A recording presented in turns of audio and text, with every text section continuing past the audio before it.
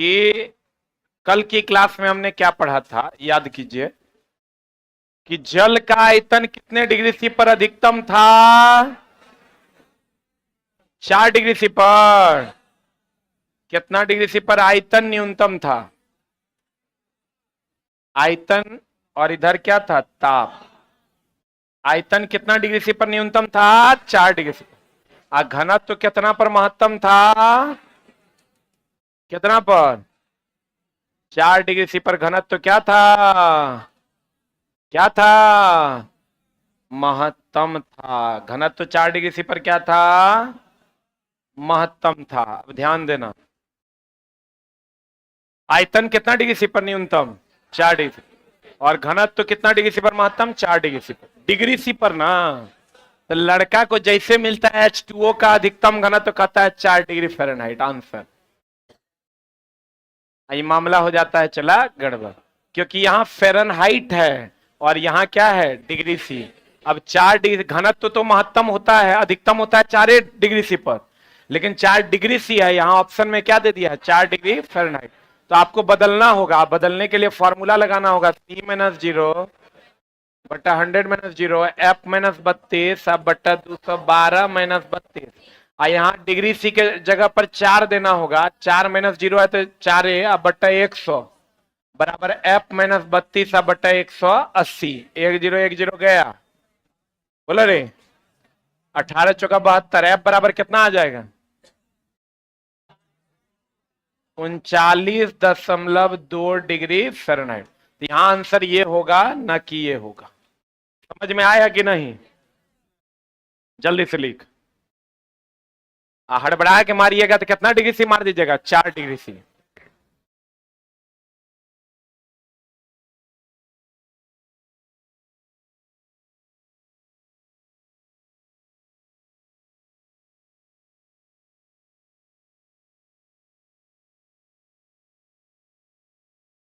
हो गया? एकदम आराम से।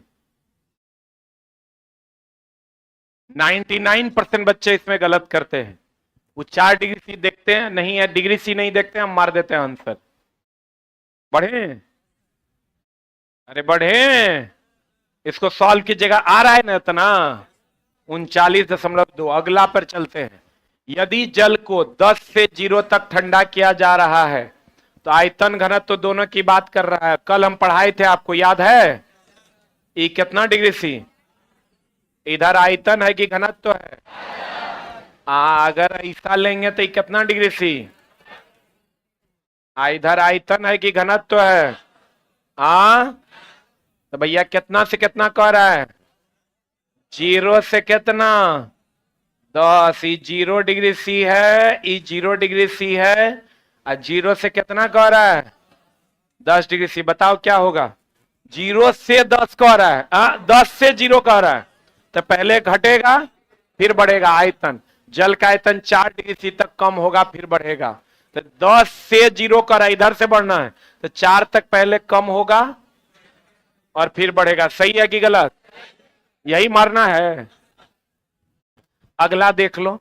जल का घनत्व तो लगातार बढ़ेगा और 4 डिग्री सी पर अधिकतम हो जाएगा।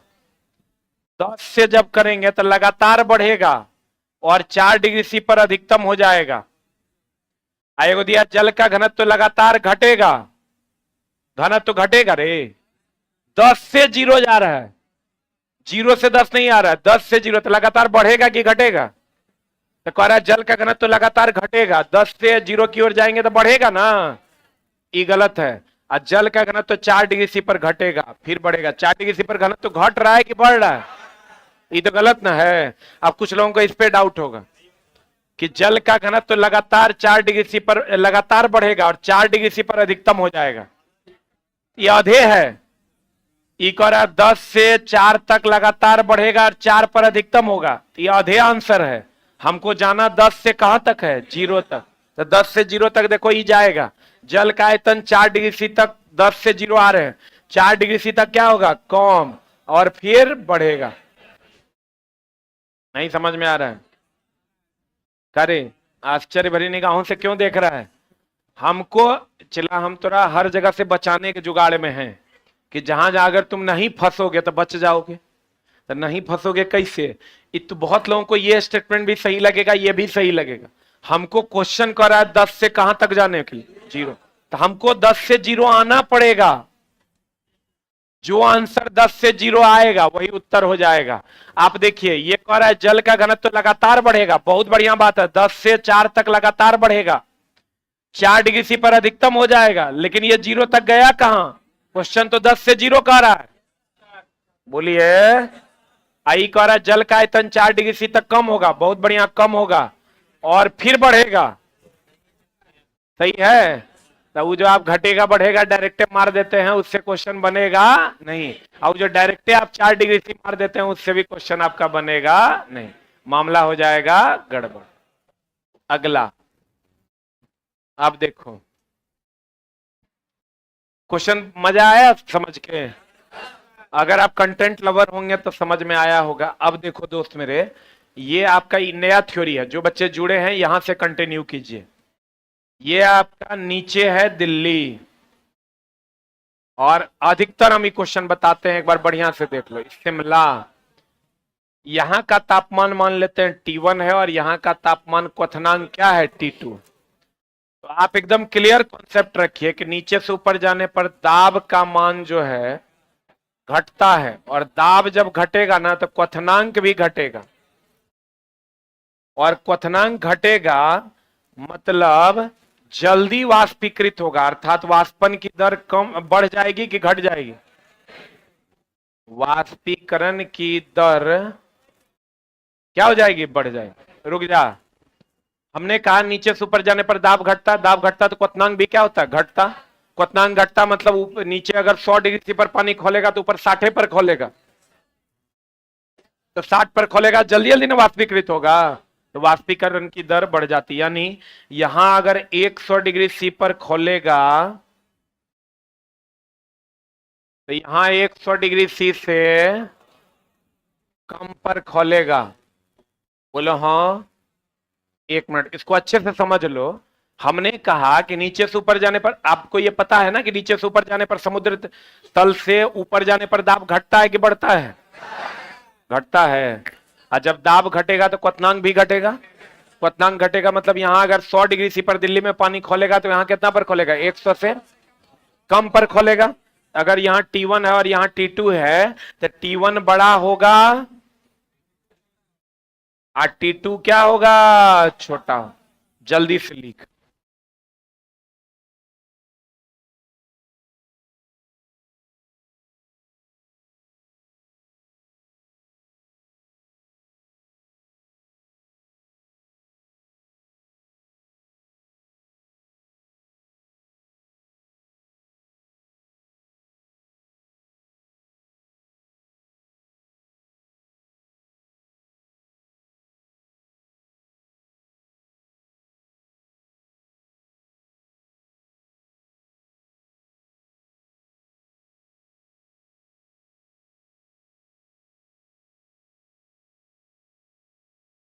हो गया? एकदम आराम से चला। सीखने के दृष्टिकोण से भी हम दिए हैं। पता चला खूब हल्ला किए 10 दिन 10 कक्षा, सीखे कुछ नहीं, तो फिर बच्चा मेरे पास आएगा? फिर बुलाएंगे तो नहीं आएगा। इसलिए बढ़िया से सिखा देंगे तो फिर बुलाएंगे, फिर आएगा, फिर पढ़ेगा।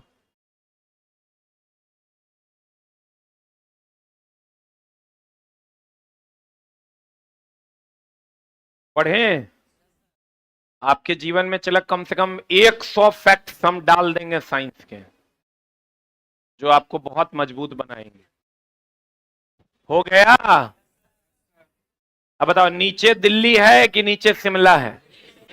हम लोग कहते हैं पहाड़ों पर चलो शिमला मनाली, कभी कहते हैं पहाड़ों पर चलो दिल्ली, क्योंकि शिमला कहाँ है? पहाड़ पर।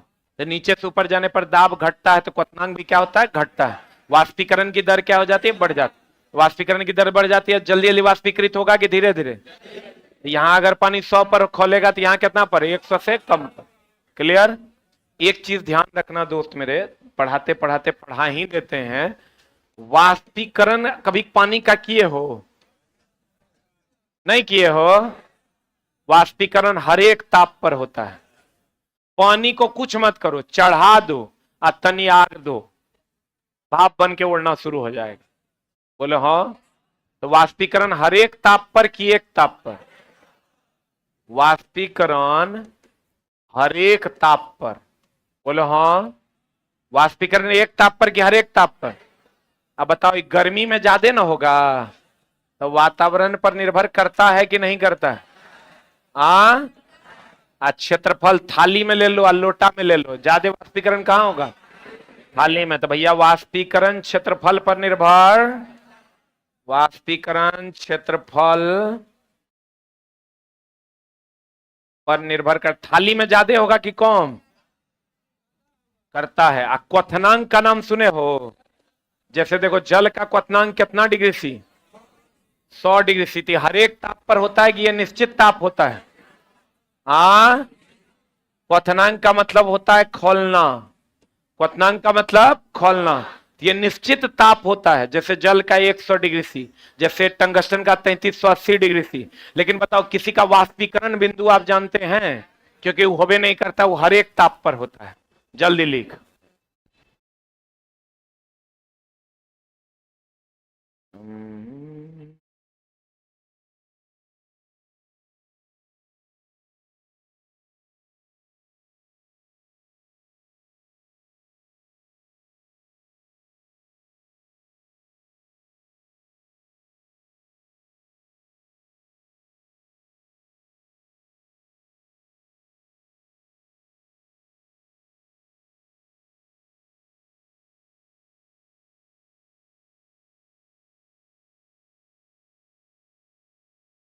हो गया?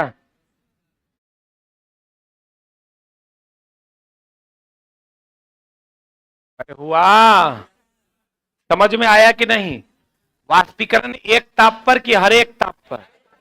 बहुत बढ़िया बात। और क्षेत्रफल पर निर्भर करेगा, वातावरण पर निर्भर करेगा, क्वथनांक निश्चित ताप पर कि हर एक ताप पर? निश्चित ताप पर। बहुत बढ़िया। अब यहां देख लीजिए क्या है।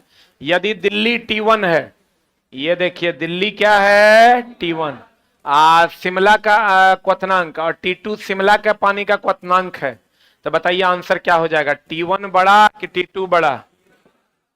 T1 पर 100 डिग्री सी अगर यहां होगा तो 100 से कम यहां होगा, T2 छोटा। आंसर बता दीजिए क्या हो जाएगा? बी फॉर बॉल ना। अगले में चलें। अगला प्रश्न आपके स्क्रीन पर यह है। वह तापी, क्वेश्चन चला अजीबोगरीब पूछ दिया था 2014 में। क्वेश्चन था, वह ताप जिस पर वायु के दिए गए आयतन में वास्तव में उपस्थित वाष्प द्वारा यह वायु संतृप्त हो जाती है, इसी को कहते हैं हम ओस बिंदु। अब देखो ये क्या है? वह ताप जिस पर वायु के दिए गए आयतन में वास्तव में उपस्थित वाष्पन द्वारा वायु संतृप्त हो जाती है, अर्थात वायु द्रव में बदल जाती है। वायु किस में बदल जाती है? अभी देखो, ओस क्या होता है? जब वातावरण की वायु ठंडे के मौसम में ठंडा होकर पानी का रूप ले लेती है, उसी को हम लोग क्या कहते हैं? ओस। अच्छा, अभी ओस बनता है क्योंकि अभी ठंडापन नहीं है। जब उस टाइम ठंडा रहता है तो वायु का जो मॉइस्चर रहता है उसको वो ठंडा करके पानी में बदल देता है, तो वही क्या बन जाता है? ओस। और उसी बिंदु को कौन बिंदु कहते हैं? ओस बिंदु। कहता है वह ताप जिस पर वायु के दिए गए आयतन, मान लो वायु का इतना आयतन तुमको मिल गया, इतना, ठीक है, में वास्तव में उपस्थित वाष्प, एकरा में जो वाष्प है, वाष्प किसको कहते हैं? जब जल गैस अवस्था में होता है तो उसको क्या कहते हैं? वाष्प। एकरा में जो वाष्प द्वारा यह संतृप्त हो जाता है, संतृप्त होना मतलब अस्थाई हो जाना। अब वाष्प अस्थाई कब होगा? जब वो द्रव बनेगा। वाष्प अस्थाई कब होगा? जब वो द्रव बनाएगा। तो यह बिंदु कौन बिंदु कहलाता है? तो देखो एकदम सिंपल है, ये जो वायु है, अब वायु में जो वाष्प और वायु में क्या अंतर है? वायु हवा है और वाष्प जल को बूंदों में तोड़कर जो बनता है वो वाष्प है। कभी वायु को वाष्प कहते हैं? अभी अगर पानी का फव्वारा टाइप का आने लगे गरम गरम, तो हम लोग क्या कहते हैं? वाष्प है। तो ये जो वायु के कण है, इसमें जो ये वाष्प है, वायु के कण में देखिएगा, समझने की कोशिश कीजिएगा। ये जो वाष्प है, ये जो वाष्प है, ई क्या है दोस्त मेरे? वाष्प है। क्या है? ई वाष्प जो है, उपस्थित वाष्प द्वारा वायु संतृप्त होता है। वायु संतृप्त, संतृप्त होना मतलब वाष्प का किसमें बदल जाना? वाष्प का किसमें बदल जाना? द्रव में। अब वाष्प का द्रव में बदलने से क्या बन जाएगा? ठोस बन जाएगा। वाष्प जब द्रव में बदलेगा तो ये क्या बन जाएगा? पानी बन जाएगा रे। अब पानी को ही हम लोग क्या कहते हैं? ओस। और इस बिंदु को कौन बिंदु कहते हैं? ओस बिंदु। जल्दी से लिख।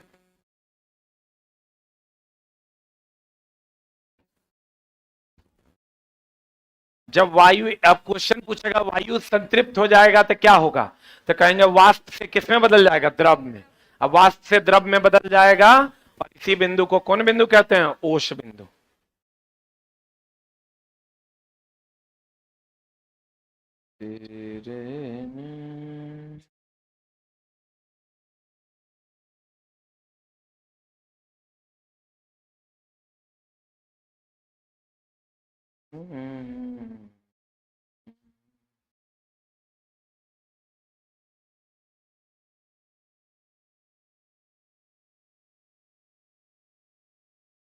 एक बार न्यूमेरिकल का सीरीज लाइए, आएगा। आएगा दोस्त, वो भी आएगा। हो गया। हम एग्जाम से पहले हर वो चीज पढ़ा देंगे जिसके कारण मेरे ऊपर कोई इल्जाम न ले। न तो लड़का कहेगा रियल राजा बना है रे तू, क्वेश्चन बना ना हो तो हार। हो गया। लड़का चला, वो 2 मिनट नहीं लगता उसको गरियाने में। अब बात भी उचित है। जब हम ओकरा कह रहे हैं कि हम रिस्क लिए हैं तो मेरा कर्तव्य है कि हम उसको पढ़ा दें, और नहीं पढ़ाएं तो ओकर पूरा कर्तव्य है हमारा गाली देने का। वो क्योंकि नहीं तो हम रिस्क न लें। हम ये कह दें कि भैया तुम जानो, तोरा जहां पढ़ना पढ़ो, हम ये पढ़ाएंगे, अगर पैसा लेंगे ये पढ़ाएंगे, नहीं पढ़ाएंगे। हम तो बच्चा तोरा ये कह रहे हैं कि तोहर सारा जिम्मेवारी साइंस के हमर है। कैसे होगा? जे जे तोहर बचल है सब के आगे हमारा नाम लिख दो कि झा सर परीक्षा से पहले ही पढ़ा देंगे, हमारा दोसर चीज पढ़ना है, वो नहीं पढ़ो। जे जे तोरा साइंस में लगता है ना कि है ही हमार बचल है, ओकरा टॉपिक लिखो, ओकर नाम हमारे आगे में हमारा नाम लिख देना। तोरा लगता है पीरियोडिक टेबल कैसे होगा तो हमारा नाम लिख देना, आगे आएगा। ठीक ना? बाकी दोसर दोसर सब्जेक्ट पढ़ो, बाकी के टेंशन हमरा पे छोड़ दो। तोरा जो बनता है उसको बनाओ, बाकी को छोड़ दो। अगला देखो, ये भी क्वेश्चन बड़ा सुंदर है। हमको लगता है रेलवे का पूछा गया अभी तक का सबसे बेहतरीन क्वेश्चन में से एक है। अभी क्या कहता है? ऊष्मागतिकी का शून्यवान नियम है। ऊष्मागतिकी का क्या है? शून्यवान नियम है। आप कहिएगा ऊष्मागतिकी का शून्यवान नियम क्या है? देख मेरे दोस्त, मेरे बार बार कहते हैं क्वेश्चन को बना लेना, क्वेश्चन को टाइम से सही बना लेना, दोनों में अंतर है। तुम क्वेश्चन को बना लोगे उससे नौकरी नहीं होना है, क्वेश्चन टाइम से सही बना लो, नौकरी हो जाएगा। कहते हैं ऊष्मागतिकी का शून्यवान नियम सब जानता है कि अगर ए का ताप किसके बराबर हो? बी के ताप के, और बी का ताप सी के ताप के बराबर, तो ए का ताप सी के ताप के बराबर है। इसमें कुछ एनालाइजेशन है जिसको समझिएगा। पहले तो ऊष्मागतिकी का शून्यवान नियम किसके बारे में बताता है? ताप के बारे में। इसमें कितने लोग, कितनी निकाय है, कितना सिस्टम है? ए बी सी नहीं है, ये एक सिस्टम है। ये ए बी सी नहीं है, ये क्या है? एक सिस्टम है, एक मशीन है कि अगर ए मशीन का ताप बी मशीन के बराबर, बी मशीन का ताप सी मशीन के बराबर, तो ए और सी का ताप बराबर। जैसे मेरे पास 5 टका, इसके पास भी 5 टका, मेरा पैसा इसका पैसा बराबर, इसके पास भी 5 टका, तो इसका पैसा इसके पैसा के बराबर, इसका पैसा इसके पैसा के बराबर, इसके पैसा के बराबर, तो ये दोनों का पैसा बराबर होगा कि नहीं होगा? नहीं होगा। इसका पैसा 5 टका, इसका 5 टका, इसका पैसा इसके पैसा के बराबर, इसका पैसा इसके पैसा के बराबर, तो इसका पैसा इसके पैसा के बराबर होगा। तो वही तो कह रहे हैं, ए का ताप बी के ताप के बराबर, बी का ताप सी के ताप के बराबर, तो ए का ताप सी के ताप के बराबर। लेकिन मामला ये फंसता क्या है, क्योंकि ये एग्जाम चला सिलेक्शन का नहीं, रिजेक्शन के लिए होता है। आपको छांटने का 100 बुद्धि लगाएगा। इसमें कितने सिस्टम हैं? एक कि दो कि तीन? कितने सिस्टम? तो तीन सिस्टम है। सिस्टम को ही हम लोग निकाय कहते हैं, इंग्लिश मीडियम वाले। इसमें कितने सिस्टम हैं? अरे कितने सिस्टम हैं? और हम ये कह सकते हैं, देखो उष्मागतिकी के शून्यमान नियम को पढ़ना और क्वेश्चन के लिए पढ़ना दोनों अलग अलग बात है। कितने सिस्टम है इसमें? तीन। और हम ये कह सकते हैं, एक होता है इक्विलिब्रियम। इक्विलिब्रियम का नाम सुने हो? नहीं। इक्विलिब्रियम का मतलब होता है समतुल्य। बोलो रे, समतुल्य कही है। इक्विलिब्रियम का मतलब होता है दोनों तरफ बराबर, दोनों तरफ बराबर। तो हम इसको कह सकते हैं ये तापीय साम्य। इक्विलिब्रियम का मतलब होता है साम्य। इक्विवेलेंट का मतलब होता है समतुल्य। इक्विवेलेंट का मतलब समतुल्य, इक्विलिब्रियम का मतलब साम्य। तो हम ये कह सकते हैं यह ताप के साम्यावस्था को दर्शाता है। साम्यावस्था मतलब इक्विलिब्रियम को दर्शाता है। आप कहिएगा समझे नहीं। इक्विलिब्रियम का मतलब होता है समान। इक्विलिब्रियम का मतलब समान। साम्यावस्था का मतलब होता है समान। तो बताओ, तो इस साम्यावस्था को दर्शा रहा है कि नहीं दर्शा रहा है? मेरा पैसा उसके पैसा के बराबर, उसका पैसा उसके पैसा के बराबर। तो हम लोग आपस में साम्यावस्था में हुए कि नहीं हुए? तो आपको कहेगा उष्मागतिकी का शून्यमान नियम किस अवस्था को बताता है? साम्यावस्था को। किसके बारे में बताता है? ताप के साम्यावस्था। कितने निकाय है? तीन। क्लियर है? इसको लिख लो।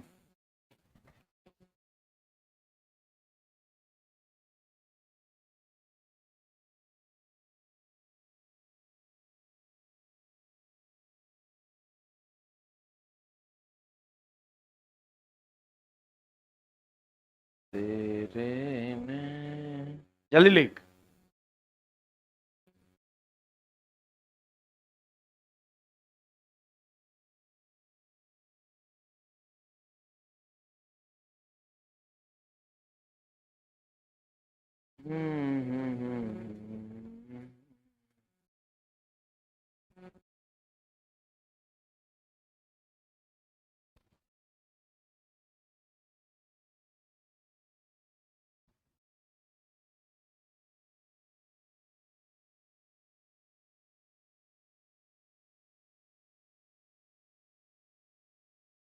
जहां गैप दिए हैं उसका भी उपयोग कीजिए।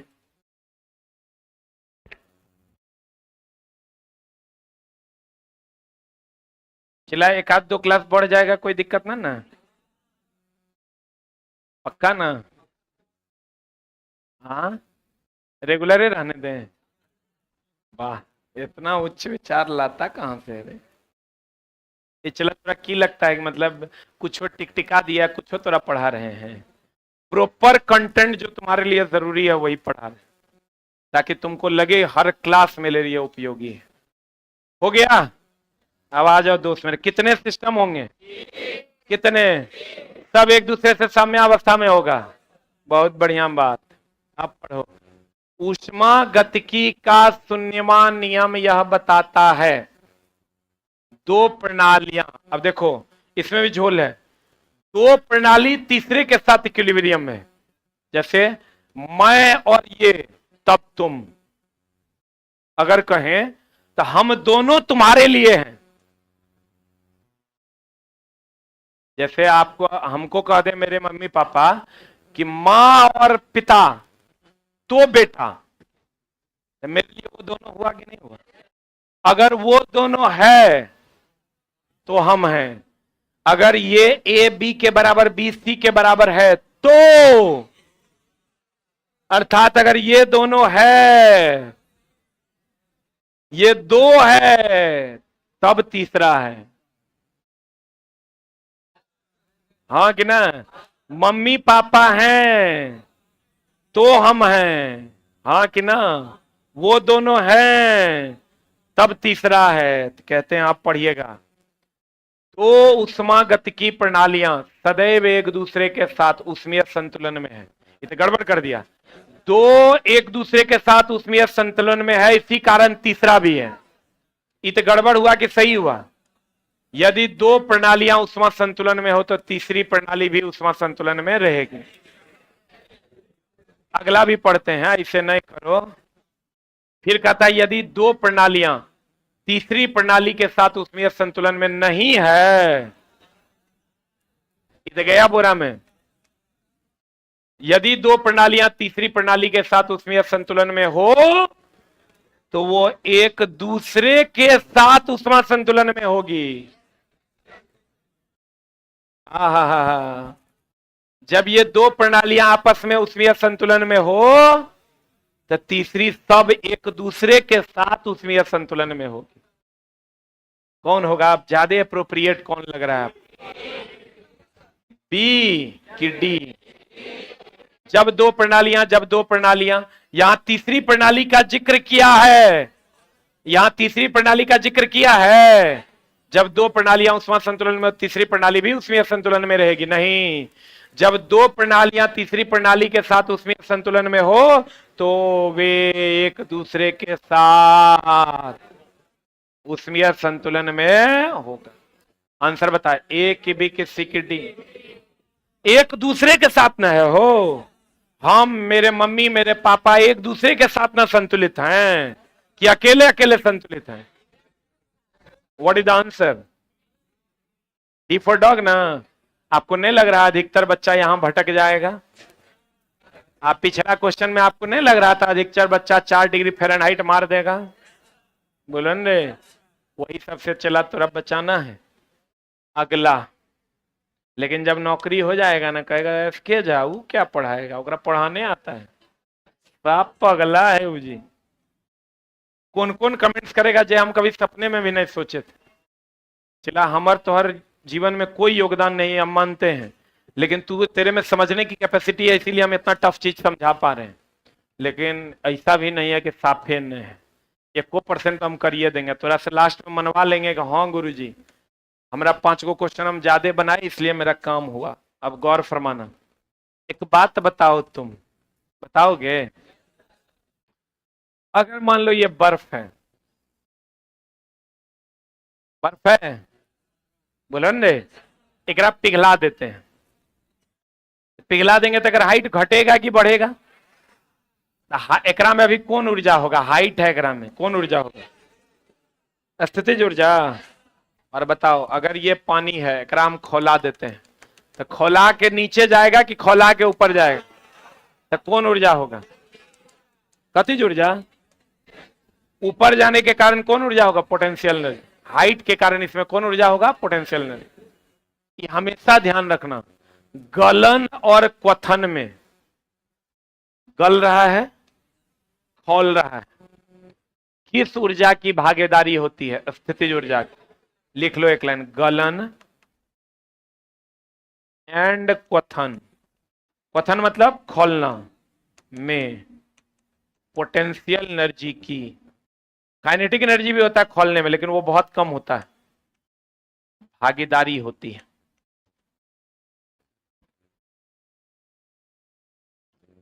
गलन और क्वथन में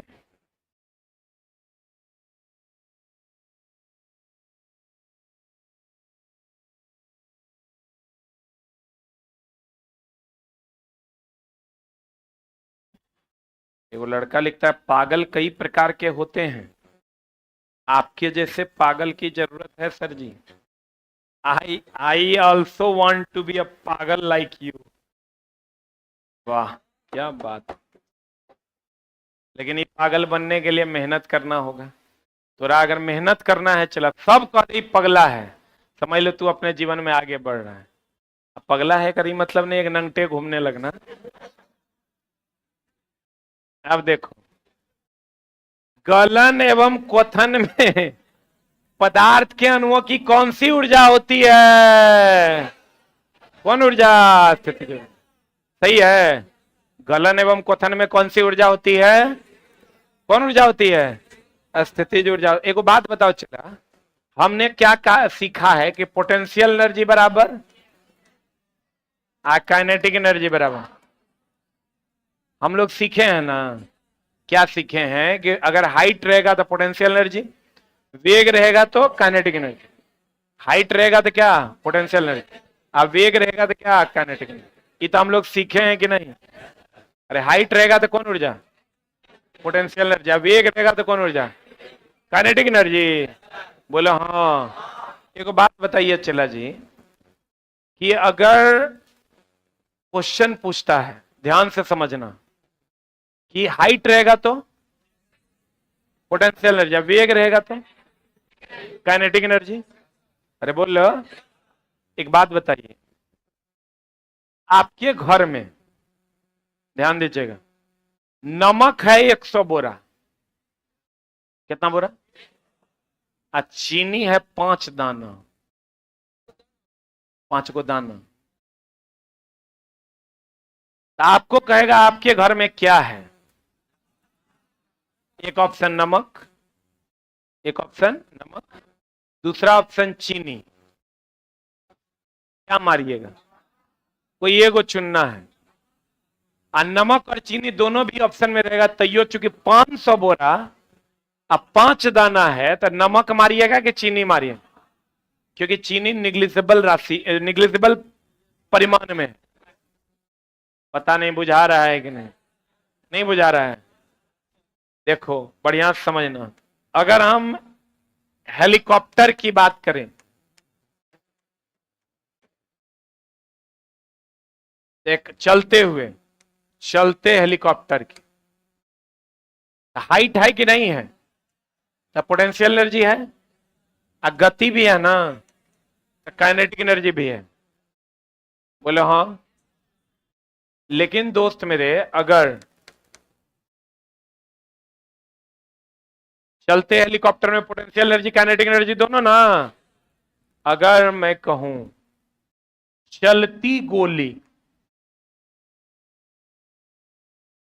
हम यहां से गोली चला रहे हैं, ढिचकाएं, अब बताओ हमारा की होगा? तुम कहोगे हाइट भी है और गति भी है। हम कहेंगे नहीं बाबू, ओकर गति की तुलना में हाइट साफे निग्लिजिबल है। बोलो दे, इसलिए इसमें केवल और केवल कौन एनर्जी है? अगर तुमको कहेगा भंडारित पानी, जैसे दोस्त होता क्या है ना, पते नहीं चलता है रिजल्ट मेरा क्यों नहीं हुआ, दूसरे का क्यों हो गया। उसका रीजन है, बच्चों को लगता है पढ़ने से रिजल्ट होता है।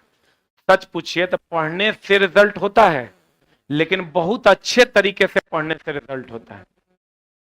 अपनी सारी कमियों को दूर करके रिजल्ट होता है, और तब जाके आपका काम होता है। अगर हम कहते हैं भंडारित पानी, एकरा में दोस्त मेरे पोटेंशियल एनर्जी है। लेकिन अगर हम कहते हैं बहता पानी, तो लड़का कहेगा ओकरा में तो हाइट भी है सर। आप कहिएगा सर ओकरा में हाइट भी तो है, पानी बह रहा है तो हाइट तो है। तो वही वो बात हो गया, ये 5000 बोरा नमक है, अब 5 दाना चीनी है।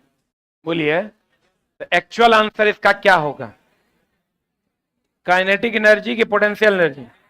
अब दोस्त मेरे, बच्चा क्या करता है, भंडारित पानी पूछे कि बहता पानी पूछे, ओकरा याद है पानी होगा ना, तो पोटेंशियल एनर्जी मार देना, और मार के क्या कर लेता है, गड़बड़ा देता है। तो दोस्त मेरे, इसका प्रॉपर वे में आप ध्यान रखिएगा कि अगर पोटेंशियल, यहां देखो, पोटेंशियल एनर्जी दोनों जगह निग्लिजिबल है, इसलिए उसको जीरो मान लेते हैं। और अगर दोनों ऑप्शन रहेगा भी, तब भी क्या मानेंगे? Kinetic energy. बांध में भंडारित पानी कौन ऊर्जा? Potential energy. आप बहता पानी, काइनेटिक एनर्जी। जल्दी लिख।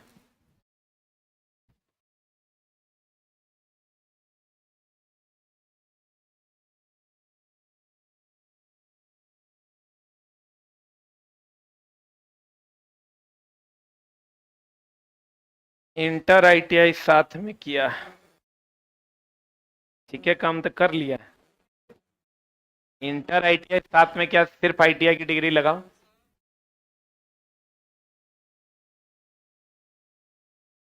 बोले तो पानी जब वाष्प बनेगा, आपको कहेगा क्वथन, क्वथन का मतलब वाष्पीकरण नहीं है, पीछे अभी जस्ट पढ़ाए हम आपको। क्वथन और वाष्पीकरण दोनों अलग अलग है।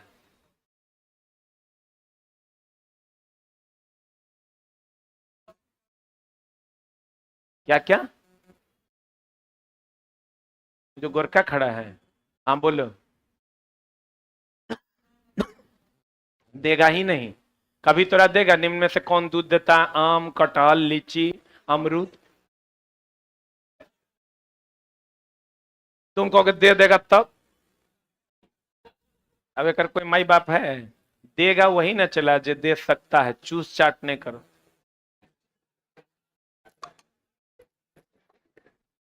अरे चला, जो सवाल बनेगा वही ना देगा। जो सवाल बन नहीं सकता वो दे। नॉर्मल चीजें जो है उसको पढ़िए ना। हम अब तरह पढ़ाएंगे, बताओ कि उड़ता हुआ हेलीकॉप्टर में दोनों उड़ जा। तुम कहोगे मान लीजिए तनी हेलीकॉप्टर चल दिया, तनी रुक गया, तनी चला, तनी रुका, अब बताइए कौन ऊर्जा होगा? अरे दोस्त, पढ़ने के लिए इतनी सारी चीजें हैं कि जबरदस्ती का एक्सपेरिमेंट नहीं करना। हो गया? फिर समझाते हैं। हेलीकॉप्टर में हाइट भी है और गति भी है। तो एक बात बताओ, क्या हेलीकॉप्टर का हाइट निग्लिजिबल है? क्या हेलीकॉप्टर की गति निग्लिजिबल है? लेकिन बताओ, चलती हुई गोली में हाइट तो निग्लिजिबल है, क्योंकि गति गोली की इतनी ज्यादा होती है और हाइट इतना कम होता है। हाइट बहुत होगा तो एगो मनुष्य चलाएगा 5 फीट का आदमी तो 3 फीट पे गोली चलाएगा, 3.5 फीट पे गोली चलाएगा। ऐसे चलाएगा तब 5 फीट पे चलाएगा। ऐसे कौन चलाता है? पगले होगा, मारेगा, चल जाएगा मनुष्य बोरा में। इसलिए यहां चलती हुई गोली में पोटेंशियल एनर्जी को निग्लिजिबल मानेंगे और बहते हुए पानी में पोटेंशियल एनर्जी को क्या मानेंगे? निग्लिजिबल। लेकिन भंडारित पानी में क्या होगा? Potential energy. उसमें कोई काइनेटिक एनर्जी नहीं होगा। लेकिन भंडारित पानी, एक क्वेश्चन पूछा है आपका, एनसीईआरटी का सवाल है, भंडारित पानी जब चल दिया तो उसका पोटेंशियल एनर्जी काइनेटिक एनर्जी में बदल जाता है। अगर ये बांध है और बांध में भंडारित पानी है तो लड़का कहता है मास्टर साहब बांध मतलब पोटेंशियल एनर्जी। वो बात ठीक है, लेकिन जब ये पानी पेनस्टॉक के माध्यम से जाता है तो यही पोटेंशियल एनर्जी किसमें बदल जाता है? लिख लो एक लाइन, एक लाइन लिख लो, लिखाएं। बांध में भंडारित पानी जब बाहर निकलता है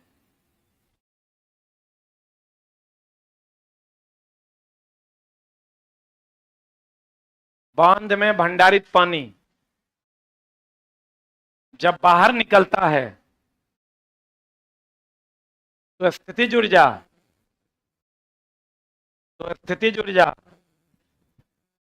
गतिज ऊर्जा में बदल जाती है। तो स्थितिज ऊर्जा किसमें बदल जाती है? गतिज ऊर्जा में बदल जाती है। तो स्थितिज ऊर्जा किसमें बदल जाती है? गतिज। क्लियर है? अगला बताओ, ये तो सब मार देगा। ऊनी कपड़ा शरीर को गर्म रखता है क्योंकि वो गर्मी देता है कि लेता है? देता है। ये ऊनी कपड़ा अगर आप पहनते हैं ना दोस्त, ये गर्मी देता लेता नहीं है। आपके शरीर का ताप जो होता है ना वो 37 डिग्री सी है। कितना है? तुम बताओ, अभी रूम का टेम्परेचर 37-38 डिग्री सी है। तो ठंडी के टाइम में बाहर का टेम्परेचर जब 5 डिग्री सी 10 डिग्री सी हो जाता है तो उच्च ताप से निम्न ताप में उष्मा का प्रवाह ना हो सके, इसके लिए हम लोग ऊनी वस्त्र पहनते हैं। और ऊनी वस्त्र उष्मा का क्या है? कुचालक। ये उष्मा देता नहीं है, लेता भी नहीं है, उष्मा को बाहर जाने से रोकता है। और यह उष्मा का क्या है? कुचालक। लिख लो, ऊनी वस्त्र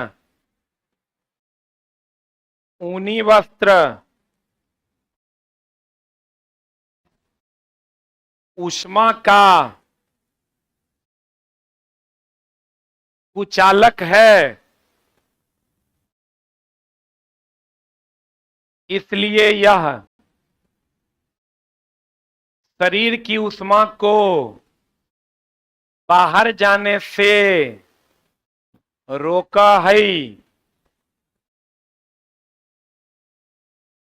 शरीर की उष्मा को बाहर जाने से रोका है। अरे चुट्टा लिख दिया, रोका है। यह ऊनी वस्त्र उष्मा न देता है न लेता है। नेक्स्ट पॉइंट, ऊनी वस्त्र ना उष्मा देता है ना लेता है। हड़बड़ा के नहीं मारना चला है, नॉर्मल क्वेश्चन भी गलती होता है। एक आंसर बताओ। ऊनी कपड़े शरीर को जाड़े में गर्म रखते हैं, क्यों? क्यों रे? शरीर को गर्म क्यों रखते हैं? क्योंकि ऊन उष्मा का कुचालक है कि सुचालक है? ऊन शरीर के तापमान को बढ़ा देता है, घटा देता है। आंसर क्या होगा? ए। ऊन उष्मा का क्या है? क्या है? कुचालक।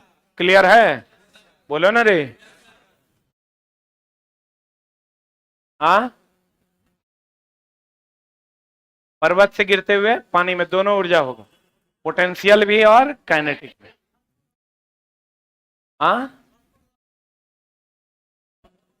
छत पर लड़का दौड़ेगा तो हाइट भी है, गति भी है, दोनों ऊर्जा होगा। इतना हम पढ़ाएं, काहे पूछ रहे हैं? जबरदस्ती प्रतिष्ठा बचाने के चक्कर में वो क्वेश्चन ने पूछ लो।